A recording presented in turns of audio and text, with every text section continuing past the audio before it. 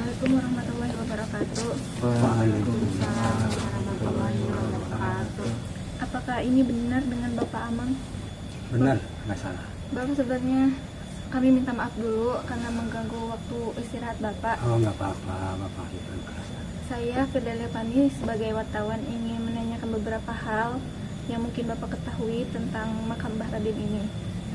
Pertanyaan pertama, siapakah Mbah Raden itu sebenarnya?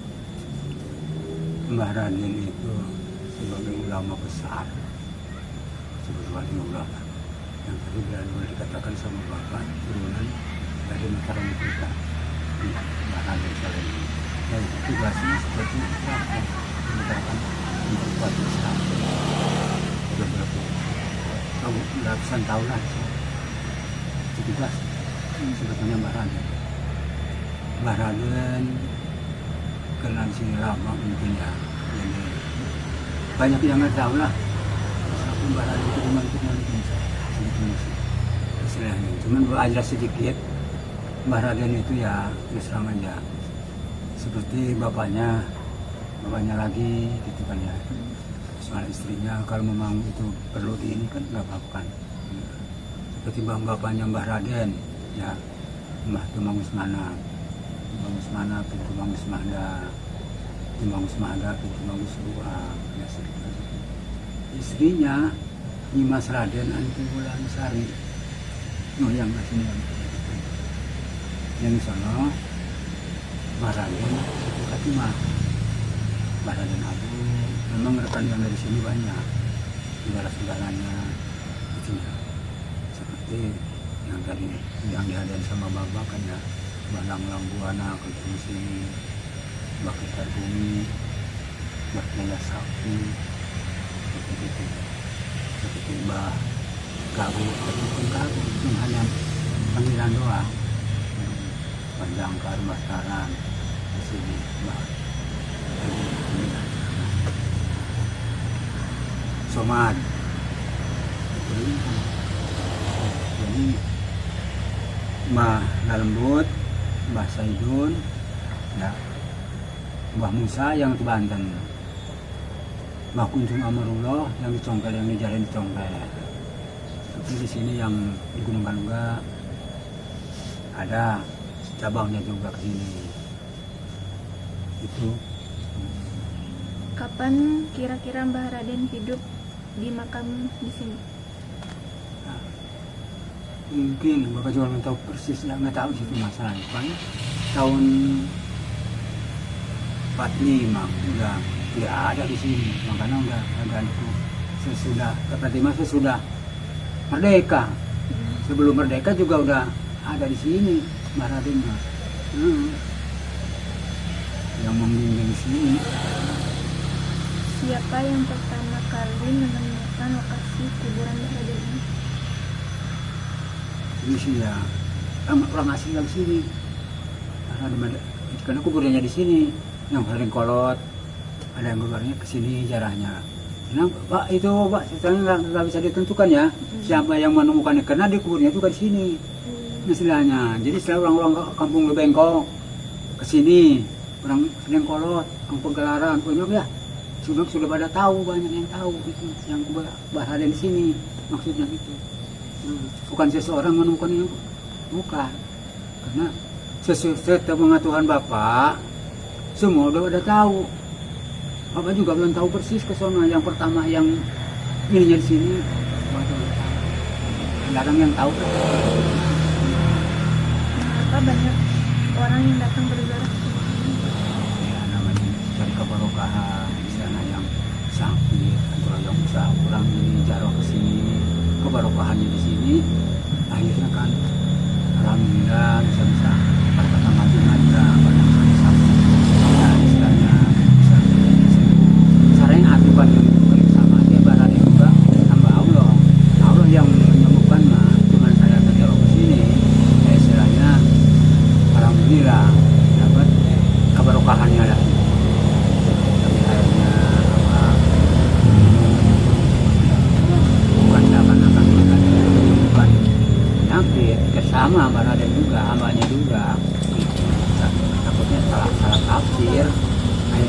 mus juga ada yang aktif juga iya sama barang. Apakah ada aturan khusus saat begawi? Memang kalau seperti kalau perempuan memang sebetulnya sih kalau satu mahram suami istri ya itu. Kalau untuk pacar sama pacar gitu lain-lain mahram itu sebetulnya dari sana nggak boleh. Harus bisa jaraknya juga laki-laki. Bagaimana pandangan masyarakat tentang makam Bali?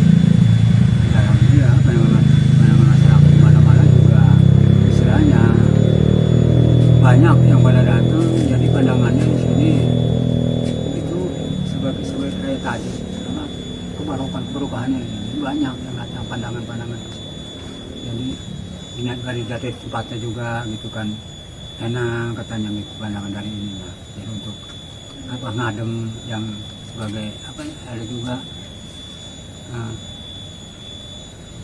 ini apa namanya ada yang seminggu di sini sengaja riado. Jadi enak katanya pandangan sini jadi tenang gitu. Banyak ada yang seminggu ada yang setengah bulan sengaja ya riado di sini ya pandangan dia itu enak adem tenang gitu. Apa makna spiritual dari ziarah ke makam Mbah Raden bagi masyarakat Pabuaran di Kiaran? Ya itu sih istilahnya ya gimana Bapak ini. Tapi kebanyakan sih yang dari Pabuaran, yang dari Cianjur, dari mana-mana ke sini. Jadi mungkin keramat ini sudah pada tahu kemanapun juga. Jangan-jangan ke Lampung, kalau ke apa Kalimantan juga. Bisa tinggal ini lah. Cuman di sini orang pegang sama ini. Kita dikatakan apa kayak Cikarang, seperti yang pemerintah kan itu enggak berwarna. Tidak begitu ramai. Kalau tadi macam Cikarang gitu. Enggak, seperti Bapak juga di sini hanya seininya aja yang ikhlas yang ridho sama Bapak gitu. Nah, yang seperti itu Bapak nggak ada yang ngaji Bapak seperti itu. Siapa yang benar-benar bertanggung jawab merawat makam ini? Bapak ini yang rusak apa ini seperti begini ketiban kayu. Kemarin itu rusak apa yang begini. Ada yang ngasih asbesnya Bapak yang betul inginnya sendiri, ada yang bantuin Bapak sendiri orang. Apakah ada kegiatan rutin seperti bersih makam atau doa bersama? Yang sekali-kali suka ada ya, kemudian apa ya, banyak lakukan orang, kenakan sebagai inilah apa ini kompakan gitu. Jadi kemarin ini gitu di sini ramai-ramainya gitu ya. Kalau sengaja ini belum ada yang tahu. Coba ya yang macam awal itu sih kan olahan apa ya jadi nggak ada. Bagaimana cara masyarakat menjaga agar tempat ini tetap terawat dan dihormati? Itu harus benar-benar disiplin. Seperti Bapak di sini, kalau kurang-kurang disiplin di sini ya udah. Kebersihannya ya nikmatin selama. Main sama Bapak kadang-kadang bel, banyak enak yang jaraknya gitu. Bisa pun bersih, ini kan barang sih. Bapak juga nggak sengaja ngaji sih. Apakah perintah setempat pernah membantu dalam pelestarian tempat ini? Ya ada di masyarakat, ada juga yang lain-lain juga gitu. Kalau memang kita minta tolong gitu, bisa ada. Kalau ada apa-apa kan anu bangun harus di masyarakat itu, RT RW segala gitu. Walaupun Bapak di sini nggak bisa semena-mena, kita harus lapor dulu takut ada apa-apa dalam masa ininya, jangan sampai ada sesuatu yang tidak diinginkan. Kita lapor KRT kalau masyarakat di sini, jangan sampai ada kejadian yang sesuatu yang nggak baik ya. Apakah pernah ada renovasi di sekitar makam ini? Ada kemarin kan direnovasi sama bapak. Nah, ya renovasi lah itu mah. Enggak. Seperti itu kan ganti asbes tadinya. Ketiban kayu tuh direnovasi sama bapak. Itu juga semua. Itu. Apakah banyak pengunjung dari luar daerah yang datang ke sini?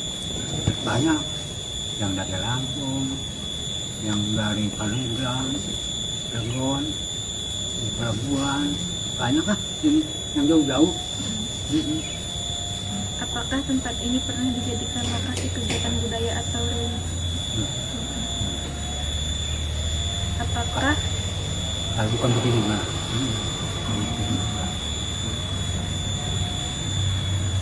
apakah keberadaan makam ini berpengaruh terhadap kehidupan warga sekitar? ada ada makam di sini, ada kolot, benaran, pembicaraan kan terharu ketarik zaman orang ini. Keistimewaan sendiri, kelebihannya di sini, terharunya kampung Salingkolot, walaupun kampung Bebenok ada ini yang harulah orang Bahari. Apakah makam ini makam keramat? Makam ini. Keramat. Apakah ada cerita lain tentang Raden? Rasa bapak nggak tahu sih. Yang lebih tahu yang bangga sih. Atau sering bertanya ada banyak kan.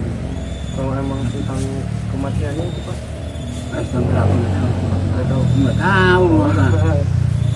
Yang sedangkan yang orang tua dulu juga nggak tahu. Sekarang bapak di sini, jarak ke sini.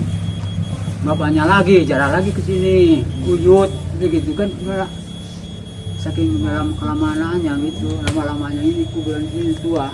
Makanya sebut kalau Sunda mah sebut saling kolot.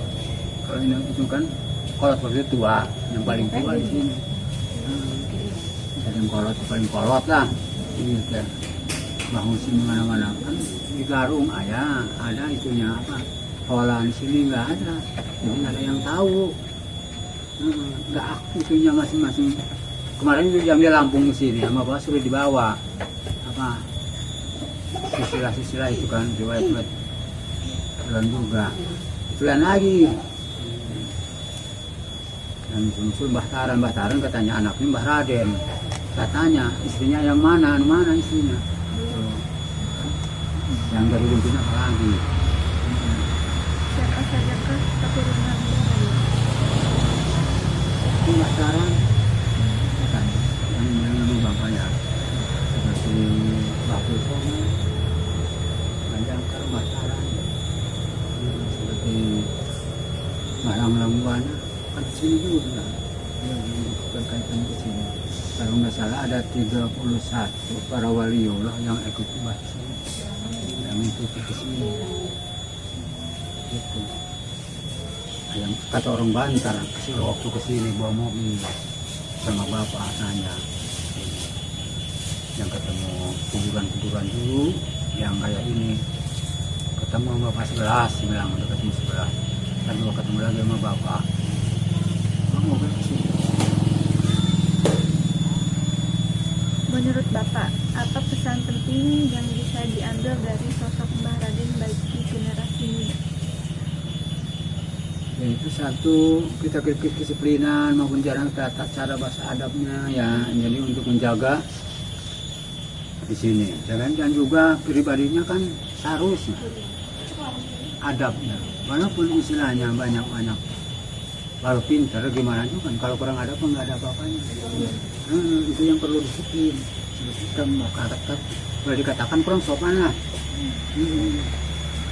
Ada jadi bapak yang jaganya di sini, ya, kan bapak yang jaga di sini, yang masuk di sini, yang buang bersih di sini. Sekarang ada orang sepertinya, main masuk aja, kan itu kurang ada. Kadang-kadang assalamualaikum, waalaikumsalam. Kan kata bapak begini begitu. Dia minta izin, Pak, saya minta izin masuk. Ya boleh silakan. Ada orang yang begitu, jadi kata masa bapak adabnya. Nah itu bagus, bagus jadi menjaga sini, kebaikan di sini, kebaikan kawan yang ada di sini. Dia sendiri yang sebetulnya sih yang lebih bagus mah, yang sendiri yang punya adab. Itu yang penting mah adab, tata cara bahasa kesopan adab. Iya, walaupun mengatakan ustaz kayak apa kalau kurang ada apa-apa.